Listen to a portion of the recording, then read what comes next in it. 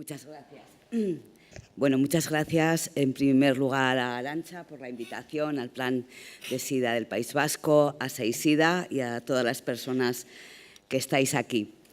Bueno, mi planteamiento, lo que se trataba un poco de abordar era cómo esa parte, tratar de entender aspectos que tienen que ver con la sexualidad de las personas, en este caso de las personas que han venido desde otro país de origen aquí, para ver qué relación tiene con luego lo que se hace, pues si se hace la prueba, si se la hace pronto, después, cómo se abordan las relaciones sexuales en la intimidad. Y entonces, ese es el marco un poco de la intervención y un poco abordar o comentaros la parte del estudio que hicimos con esta población en un contexto de asociaciones que trabajan por la educación sexual en Asturias con colectivos muy diversos.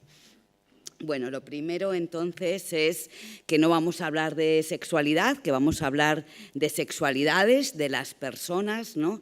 Y que realmente en el abordaje tendremos que tener en cuenta lo plural, investigar, explorar lo plural de las personas con las que estamos trabajando, que tenemos delante, con las que estamos colaborando, teniendo en cuenta que cada uno tenemos nuestra propia historia, ya sea un país de origen, una experiencia, un recorrido que a nivel vital marca, y también estereotipos, creencias, conocimientos que tienen y que esa serie de circunstancias, en este caso en la población inmigrante, que no es homogénea, va a condicionar, va a vivir la sexualidad y sus conductas sexuales de determinadas maneras.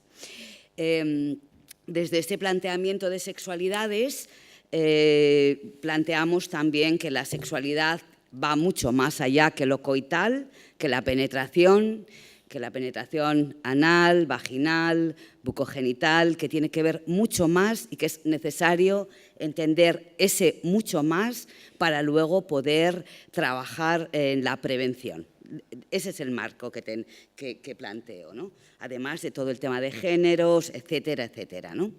Bien, el objetivo realmente de la atención a la sexualidad, de la educación sexual, en el fondo es que facilitemos que las personas se conozcan, se acepten, se expresen de forma que se sientan bien, que no corran riesgos, ¿no? Y que sean conscientes también de todo. A veces las personas decidimos correr riesgos, pues de todo ese proceso, ¿no? Y también en la metodología, el planteamiento, el proceso es un pensamiento reflexivo crítico, no mera transmisión de información y de conocimiento. Por lo tanto, desde ese planteamiento, la educación sexual no puede limitarse ni a la prevención de embarazos, ni de ITS, ni de VIH, exclusivamente. Es importante tener en cuenta el macro, ¿no? No es centrarse en la dificultad exclusivamente, es tener en cuenta la potencialidad y qué les va a hacer a las personas sentirse mejor. Algunas claves, ¿no?, para intervenir con esta población y en general. Bueno, lo primero es trabajar en el tema de la escucha, ¿no? Yo también trabajo en centros de menores y he trabajado en otros contextos y nos preguntamos a veces qué diferencias hay entre las sexualidades. Tenemos que plantear programas diferentes de educación sexual para inmigrantes, para población gitana, para población. ¿Son los temas diferentes? Bueno, pues creo que lo primero que tenemos que hacer y trabajar es esa actitud de escucha, de escuchar qué saben, qué quieren, qué necesitan, cuáles son sus formas de entender la vida, las relaciones, para a partir de ahí trabajar como punto de partida desde lo suyo, ¿no? Vale. Hay que trabajar desde las oportunidades, por supuesto, desde las oportunidades de contextos que nos brindan, que nos dan, ¿no? Desde la cercanía también, desde la confianza, ¿no? Para trabajar temas de intimidad con las diferentes poblaciones y, sobre todo, cuando la sexualidad es un tema tabú, como en alguna de las religiones o culturas, ¿no?, pues es importante trabajar desde la proximidad y desde la confianza. Y para ahí tendremos que plantear con quién podemos hacer eso. Está claro también, como comentaban las compañeras, que hay cuestiones que van a influir, cuestiones que tienen que ver con situaciones legales, con situación, ¿no?, de no equidad, etcétera, que van a influir en esas formas al final de la prevención, ¿no? Bien, en ese contexto, en esa clave multicultural, lo que necesitamos saber lo primero es qué entienden por sexualidades, cuál es su erótica, qué importancia le dan a las relaciones, cuáles son sus prohibiciones, los permisos, las prescripciones a nivel moral, cultural que tienen en sus relaciones sexuales, ¿no? También cuál es el papel de los hombres y las mujeres, qué pueden hacer, qué pueden no hacer, qué permisos se les dan, ¿no? Cuáles son, y desde ese planteamiento, el respeto a las diferencias culturales, religiosas, de todo tipo, en el marco de los derechos humanos y del derecho a las otras personas. Yo no creo que a veces haya que homogeneizar a todo el mundo para nada en cuanto a la forma de ver o vivir las cosas, ¿no? Lo que decíamos, bueno, pues desde ahí la reflexión. Las diferencias culturales, esas van a tener que ver también con el país de origen, la diferencia, la idea que tiene sobre esa sexualidad femenina, el valor de la virginidad, la poligamia, la planificación familiar, la desinformación que existe sobre las prácticas de riesgo y de sexo seguro, los mitos y tabúes que existen sobre la masturbación, sobre el uso de preservativo, sobre las prácticas sexuales antes del matrimonio, a quién le están permitidas y a quién no, cuál es el papel de la mujer casada o el hombre casado que emigra, con quién puede tener o no relaciones sexuales. Bien, todas estas cuestiones, ¿no?, formarían un poco el contexto. Nosotros el estudio lo hicimos en base a una pregunta sencilla. ¿Qué está pasando con toda la información que estamos trabajando, con todas las campañas que estamos haciendo? Lo hicimos también con la Consejería de Salud de Asturias y el Plan de SIDA de Asturias. ¿Qué conocen, qué saben, qué les llega y qué hacen con ello? ¿Les ayuda a conocer más? ¿Les ayuda a hacer una prevención, unas prácticas o las pruebas antes, ¿no? Bueno, contamos con poblaciones, hicimos grupos focales, con informantes clave y realmente lo que queríamos conocer era eso. ¿Qué información tienen? ¿Qué información les llega? Con esa información y los conocimientos que tienen, cómo les influye, cómo piensan que les influyen en sus prácticas, lo que les ha llegado, si les influye. ¿Qué opinan sobre las personas con VIH? ¿Cuál es la percepción? Y que hagan propuestas, que hicieran propuestas sobre cuál sería la mejor manera para que les llegara la información y les ayudara en sus relaciones. Bien, las representaciones, hay una parte primera, la población es población subsahariana y latinoamericana. Fundamentalmente hay grandes diferencias en el enfoque de la sexualidad entre ambos, ¿no?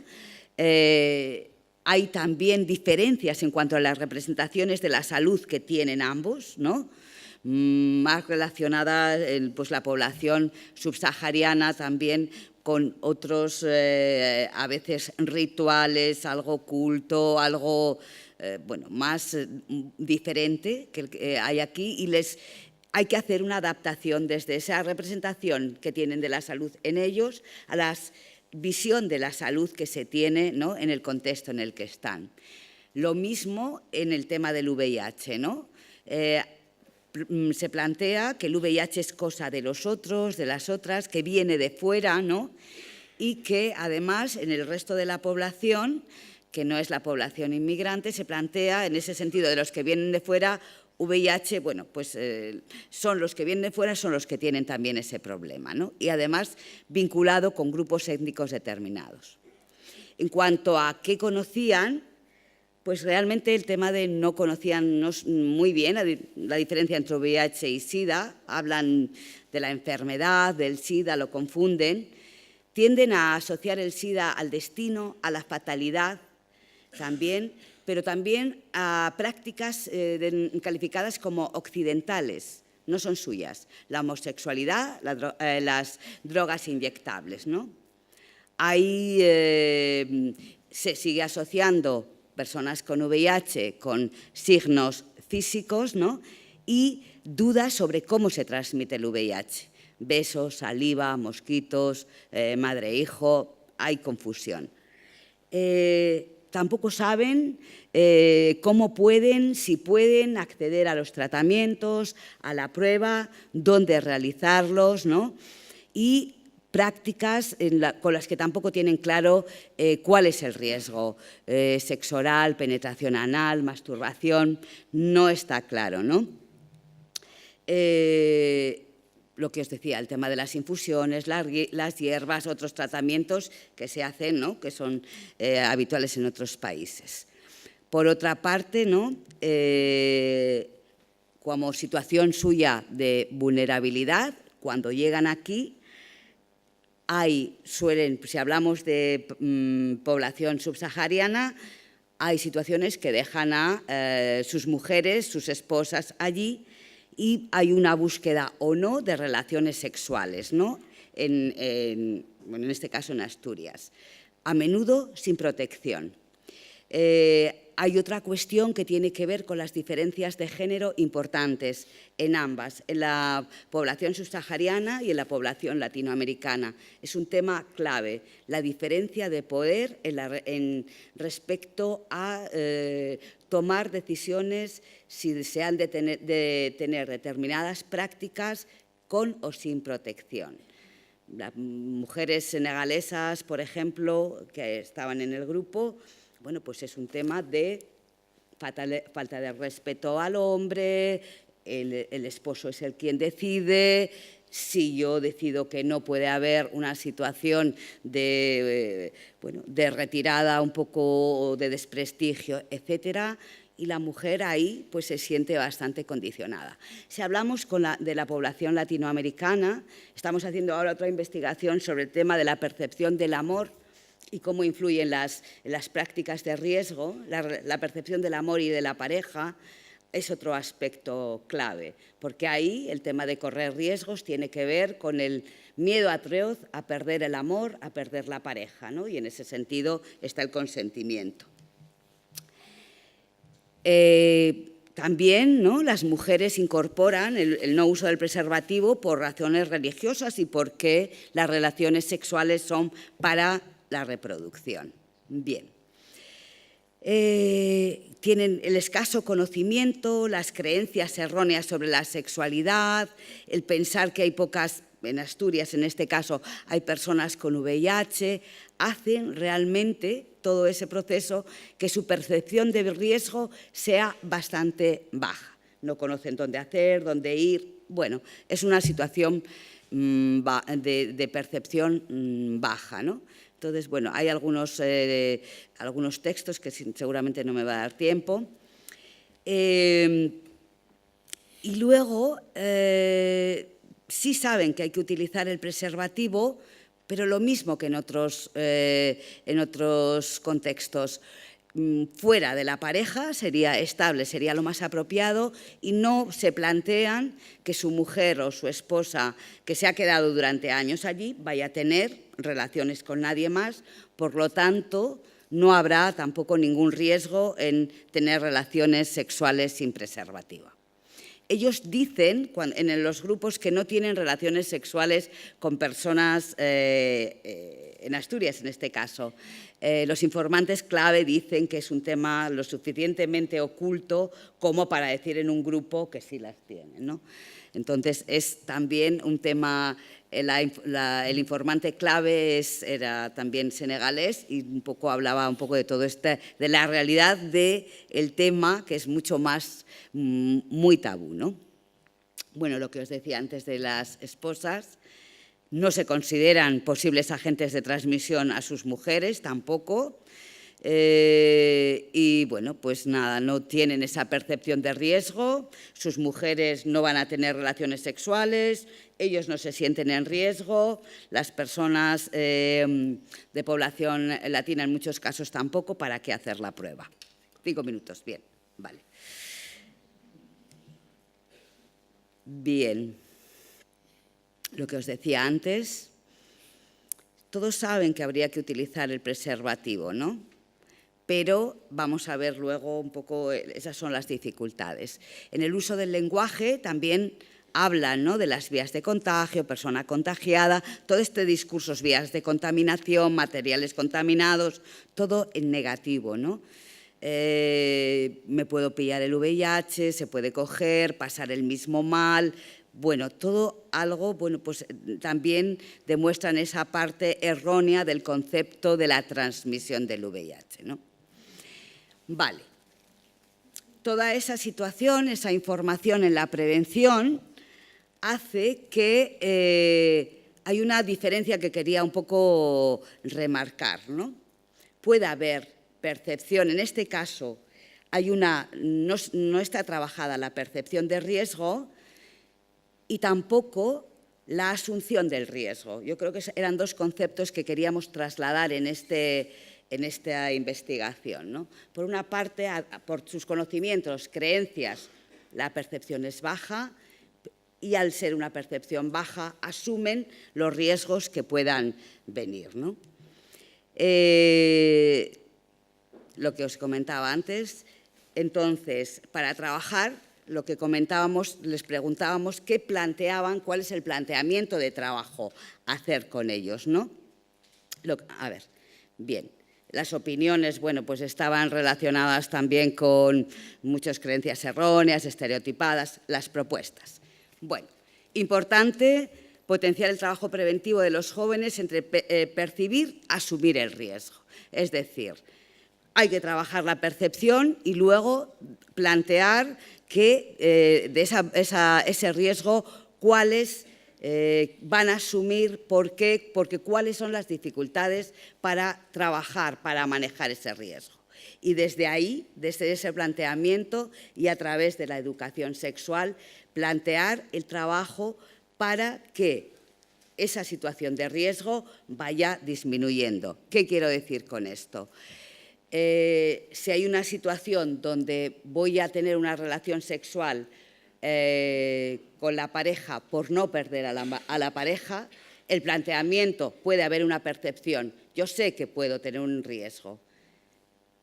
Lo que tengo que trabajar o el planteamiento que se hace al final es que hemos de trabajar esas variables que tienen que ver con la sexualidad, como son el sentimiento de autocompetencia, la asertividad, la autoestima, las habilidades, esas cuestiones que al final son las que van a ir modulando no solo la percepción, que es cognitiva, sino la cuestión conductual y emocional.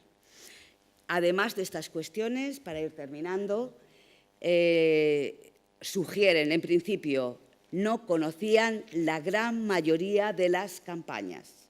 Pues les enseñamos, les mostramos, la información no llega.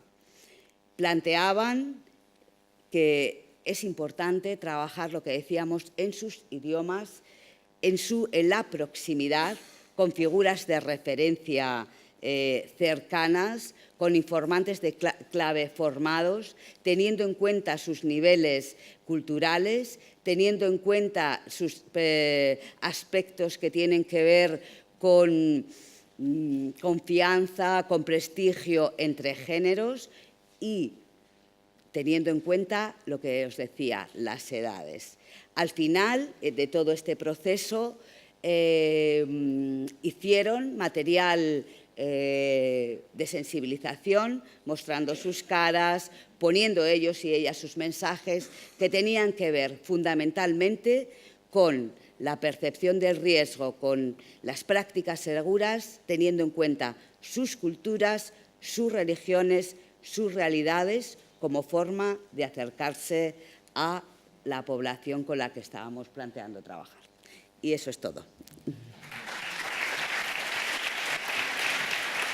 Gracias.